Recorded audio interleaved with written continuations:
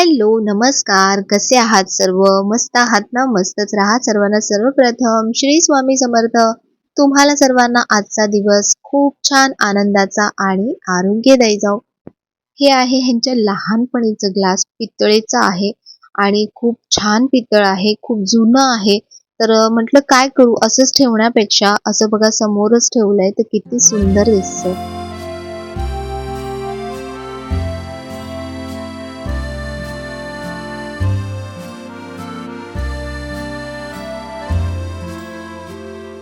तर आता जसा-जसा उन्हाळा वाढत जाईल, तर तसं आपल्याला झाडांची सुद्धा तेवढीच काळजी घ्यायची आहे. आपण आपल्या खाण्यापिण्यामध्ये, राहण्या-सहाण्यामध्ये जसे बदल करतो, तर तसंच झाडांच्या बाबतीत सुद्धा आहे. पण यांना खूप जास्त काळजीची गरज नाहीये. फक्त तुम्ही पाणी वेळच्या वेळी द्या. आणि आज मी झाडांना बघा खतं देणार आहे. कुठल्याही नवीन सीझनची ऋतूची जेव्हा सुरुवात होत असते, तर त्याच्या आधी झाडांना थोडंसं म्हणजे न्यूट्रिशन देणं खूप गरजेचं असतं. आणि त्यामुळे नवीन ऋतूला म्हणजे सहन करण्याची, त्या ऋतूला पेलण्याची ताकदसुद्धा त्यांच्यामध्ये येते. तर हे मी गांडूळ खत आणि जे शेणखत आहे ते घेतलंय. ते दोन्हीही समप्रमाणात मी थोडं-थोडं मिक्स करते आणि बस इतकीच खतं मी झाडांना देते. खूप काही केमिकलाइज खतांचा वापर मी झाडांना करत नाही.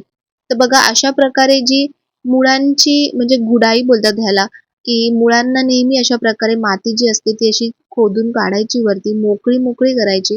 त्यामुळे काय होतं ना, की आपण सतत पाणी टाकत असतो, तर कुंडीमध्ये ती माती चिकट होत असते किंवा खाली जमा होत असते आणि त्यामुळे मुळं झाडाचे खराब होत असतात.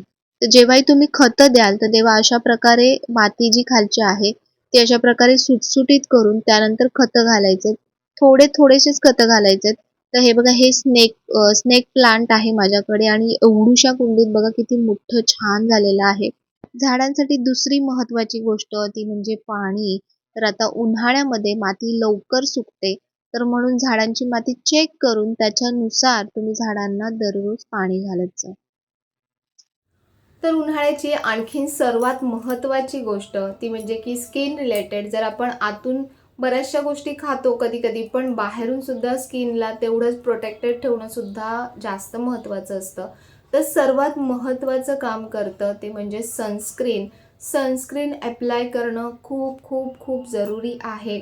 आणि सनस्क्रीन असं नाही की फक्त उन्हाळ्यासाठी, सनस्क्रीन तुम्ही पूर्ण वर्षभर 12ही महिने तुम्ही सनस्क्रीनचा वापर केला पाहिजे. कारण आपली इथली स्किन जी असते ना, ती खूप पातळ असते या स्किनच्या कंपॅरेटिव्हली.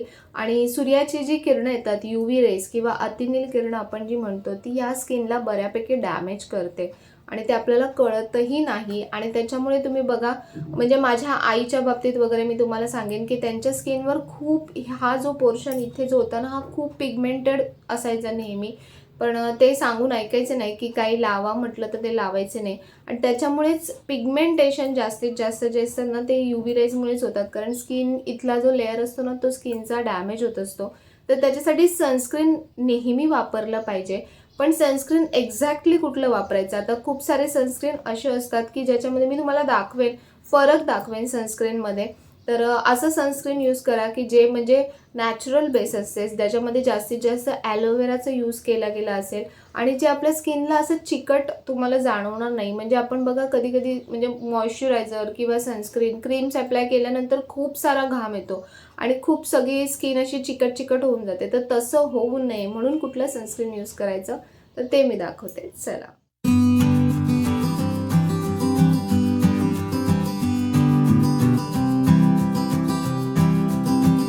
तर आता मी नॉर्मल जे सनस्क्रीन आहे दुसरं ते अप्लाय केलं होतं. तर तुम्ही बघत असाल की थोड्याच वेळात असं पूर्ण स्वेटिंग यायला लागतंय आणि पूर्ण स्किन अशी ऑइली व्हायला लागते.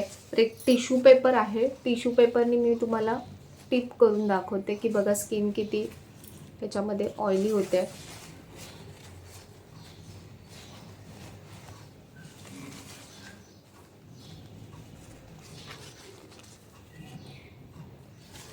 तुम्हाला दिसत असेल सगळं इथे ऑइल ॲब्झॉर्ब होतं टिश्यू पेपरवरती.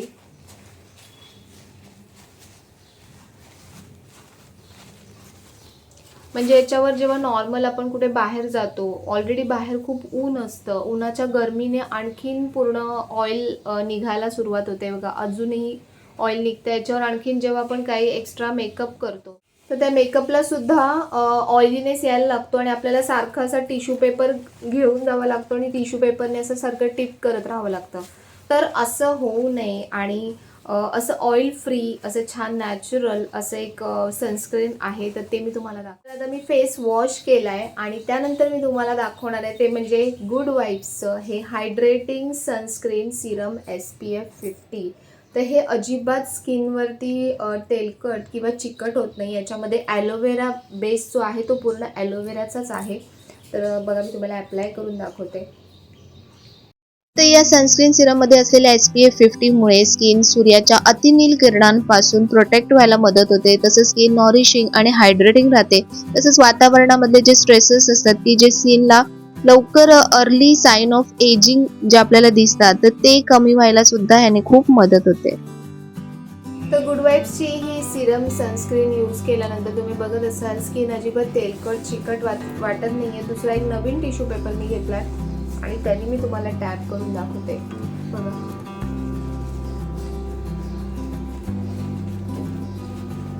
हे जे दिसतं हा तेलकटपणा नाही आहे. हा जो ग्लो येतो ना स्किनला तो ग्लो आहे. कारण बघा पुसल्यानंतर सुद्धा तो ग्लो तुम्हाला कायम दिसतोय.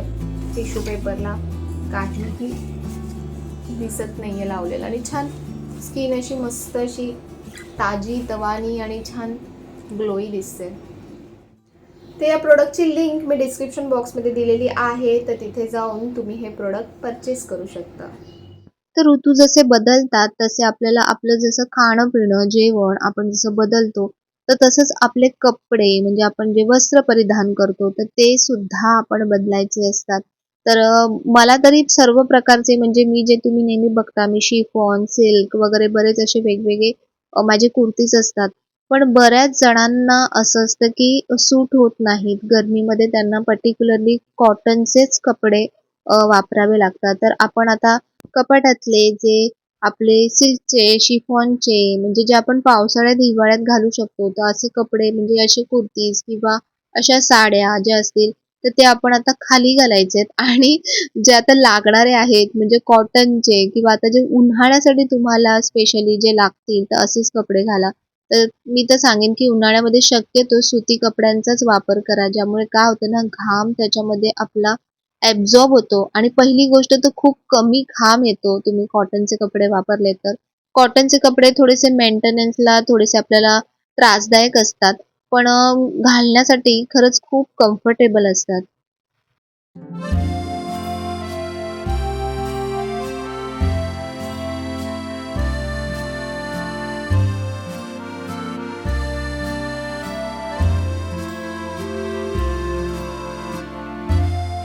तर वाढत्या उन्हाळ्यानुसार आता आपल्याला बदलायच्या आहेत त्या म्हणजे आपल्या खाण्यापिण्याच्या सवयीसुद्धा. तर आपल्या खाण्यापिण्यामध्ये जास्तीत जास्त पाण्याचा अंश वाढेल अशा गोष्टी, असे पदार्थांचा समावेश आपल्याला करायचा आहे. तर रोज दुपारी तुम्ही अशा प्रकारे ताक किंवा दही यांचा नक्की समावेश करा. दही हे शक्यतो ताजं आणि जर घरी लावलेलं असेल तर आणखीनच उत्तम. अशा प्रकारे तुम्ही प्लेन ताक बनवू शकता किंवा ह्याच्यामध्ये तुम्ही वेगवेगळे मसाले ॲड करून सुद्धा छान छास बनवू शकता, पुदिन्याच्या पानाचा वापर करून. तर हे मी घरीच लावलेलं दही आहे आणि दर 2 दिवसांनी मी अशा प्रकारे दही लावते. म्हणजे आपण जर ज्या गोष्टी खाल्ल्या ना, तर मग मुलांना पण आपण त्या गोष्टी देतो.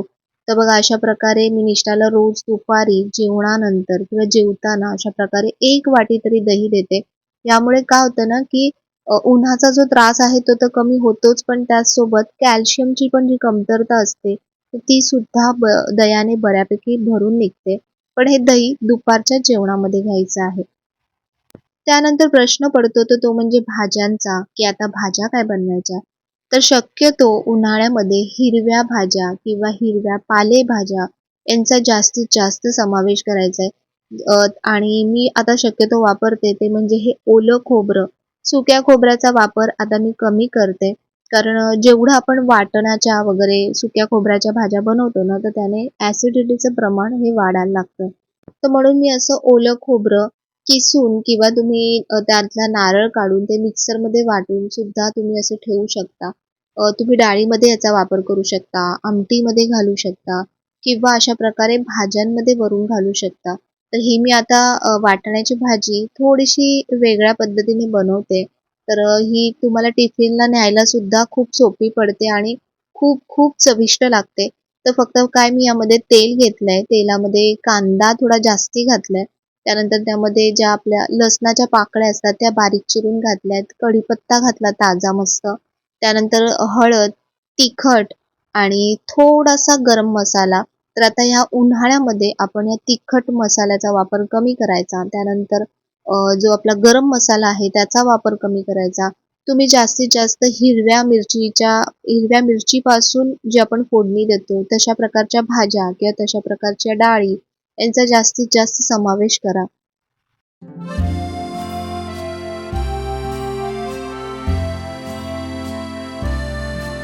आता ह्या उन्हाळ्याचा बराच खूप चांगला वापरही केला जातो. तो म्हणजे छान कुरडया, पापड, सांडगे अशा बऱ्याच साठवणीच्या गोष्टी उन्हामध्ये बनवल्या जातात.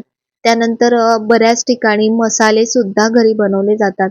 कारण ह्या सीझनमध्येच आपल्याला जे पण काही साठवणीचे, वाळवणीचे जे पदार्थ आहेत ते बनवता येतात.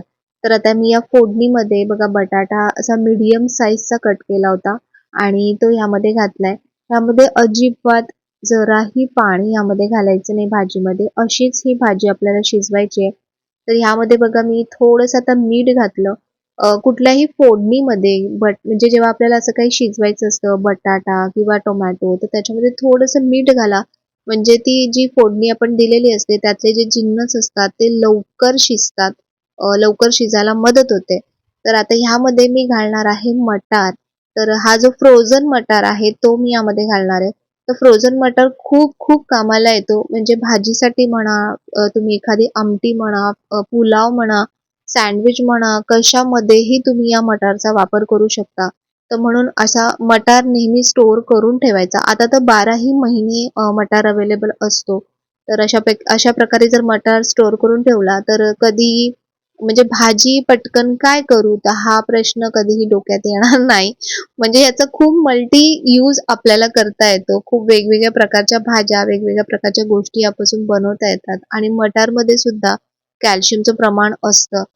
तर भाजी आता 2 मिनिटं झाकून ठेवू आणि त्यानंतर शिजल्यावरती मग मी तुम्हाला दाखवते. तर आता सध्या बाजारात येणार आहेत, ऑलरेडी आलेले आहेत ते म्हणजे आंबे येतायत आता. तर पहिले सुरुवात तर ह्या कैऱ्यांनी केली. तर ही कैरी खरं तर मी चटणीसाठी आणली होती. पण ती आतून बघा अशी थोडीशी पिकलेली निघाली. पण कडक आहे कैरी बऱ्यापैकी. तर म्हणून म्हटलं कैरीची चटणी तर छान अशी लागणार नाही, तर दुसरं काहीतरी करूया. तर म्हणून आम्ही पहिले नेहमी जसं घरी बनवायचो ना, तर ते मी तुमच्यासोबत शेअर करते. म्हणजे आंबट गोड असं इन्स्टंट असं ह्या कैरीचं थोडीशी पिकलेली असते ना, तर त्या कैरीचं हे लोणचं म्हणा किंवा गुळवणी म्हणा किंवा आणखीन काही म्हणा, तर खूप टेस्टी लागतं, खूप छान लागतं. अगदी हे थोडंसं तुम्ही मुलांना टिफिनमध्ये जरी दिलत ना, तरी मुलं अगदी आवडीने खातील किंवा तुमच्या तोंडाला चव नसेल, तर तेव्हाही तुम्ही हे ते मस्त जेवणासोबत घेऊ शकता. तर मी कैरी थोडीशी अशी बारीक-बारीक चिरून घेते.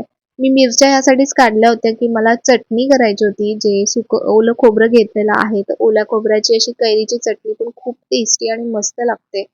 पण कैरी थोडीशी पिकलेली वाटली, तर म्हणून म्हटलं, की माझा जो प्लॅन होता, तर तो मी चेंज केला.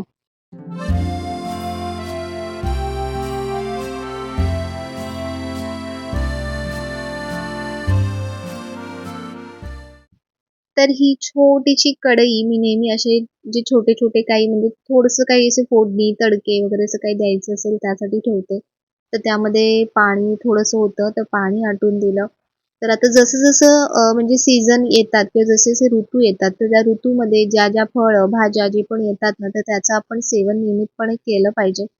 तर ते आपल्या म्हणजे शरीराच्या दृष्टीने खूप चांगलं आहे. तर यामध्ये आता मी थोडंसं तेल घेतलंय. तेलामध्ये थोडीशी मोहरी घालणार आहे. नॉर्मली आपण जे लोणचं बनवतो, तर ते आपल्याला थोडे दिवस मुरायला ठेवायला लागतं आणि त्यानंतरच आपण म्हणजे त्यानंतरच त्याची चव लागते. पण अशा प्रकारे तुम्ही इन्स्टंट असं हे लोणचं करून बघा. खूप खूप टेस्टी लागतं. जेवणासोबत आणखीन भारी लागतं एकदम मस्त. तर आता बघा यामध्ये मी मोहरी घातली. मोहरी थोडीशी अशी छान तडतडली, की यामध्ये फ्रेश असा कढीपत्ता घालणार आहे आणि हा कढीपत्ता पण खूप टेस्टी लागतो ह्याच्यामधला. तर आता कढीपत्ता छान तडतडला की यामध्ये घालणार आहे हळद थोडीशी, थोडंसं तिखट, म्हणजे जे आपले घरचेच मसाले आहेत. त्याच्यामध्ये मिरची नाही घालायची, कारण मिरचीमुळे त्याची चव वेगळीच होऊन जाईल. त्यामध्ये थोडंसं तिखट घातलंय आणि त्यानंतर आपण जे बारीक केलेल्या आहेत फोडी कैरीच्या, त्या ह्याच्यामध्ये घालायच्या.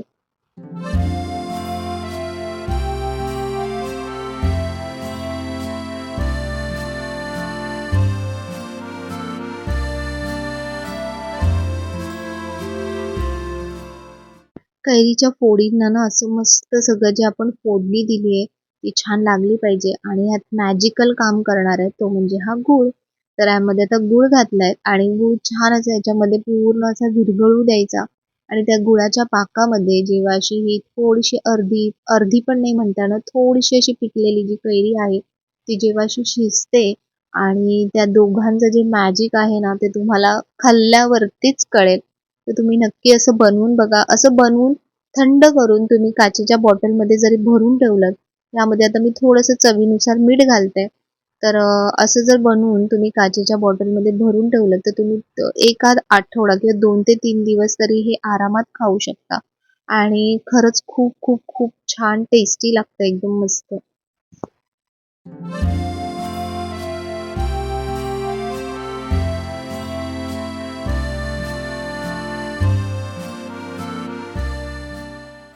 तर मी कैरीचं जे लोणचं आहे ते एक साईडला थोडंसं 4 ते 5 मिनिटं थोडंसं शिजायला ठेवलंय गुळाच्या पाकामध्ये आणि तोपर्यंत आपण आपली भाजी चेक करूया. तर भाजी छान शिजलेली आहे, बटाटा पण छान शिजलेला आहे. तर बघा भाजीमध्ये मी थोडंही पाण्याचा वापर केलेला नाहीये.